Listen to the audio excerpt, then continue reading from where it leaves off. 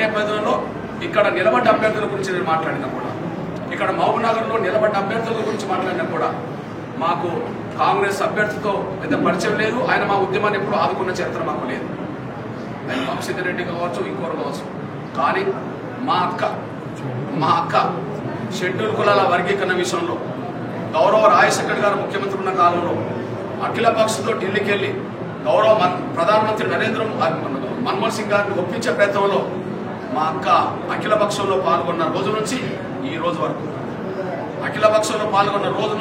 వరకు ఎంఆర్పిఎస్కు నిరంతరం ఒక జాతి ఉద్యమం అంటే అత్యంత వెనుకబడ్డ ఒక మాదిగల పక్షాన వాళ్ళ నిజమైన సోదరినిగా నేను ఉంటానని చెప్పి ఎప్పుడు కూడా ఏ కష్టం వచ్చినా ఏ ఇబ్బంది వచ్చినా ఉద్యమానికి తోడ్పాటు అందించే విషయాల్లో మా సోదరి మా డీకేఆర్ నక్కే మాకు ఎప్పుడు పెద్ద దిక్కుగా పనిచేసింది. అది మేము ఆత్మసాక్షి చెప్తున్నాం. అందువల్ల దేశం చూసినా గౌరవ నరేంద్ర మోడీ గారే మాకు అనుకూలమని తేలిపోయింది. రాహుల్ గాంధీ మల్లికార్జున ఖర్గే మాకు వ్యతిరేకమని తేలిపోయింది.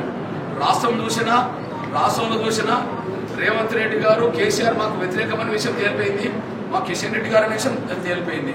ఇక్కడ అభ్యర్థుల విషయాలు చూసినా కూడా మాకు ప్రధానంగా మాకు డేకి అరుణక్క మాకు పెద్ద దిక్కు అనే విషయం తేలిపోయింది. కాబట్టి డేకి అరుణక్కను గెలిపించుకోవడం అంటే నా సొంత తోబుట్టును గెలిపించుకోవడమే. డేకి అరుణక్కను గెలిపించుకోవడం అంటే ప్రతి మాదిగ బిడ్డ తమ ఇంట్లో ఒక అక్కను ఒక చెల్లెను వాళ్ళ బిడ్డను గెలిపించుకోవడం అనే విషయం కూడా మర్చిపోవద్దని కూడా స్పష్టం చేస్తూ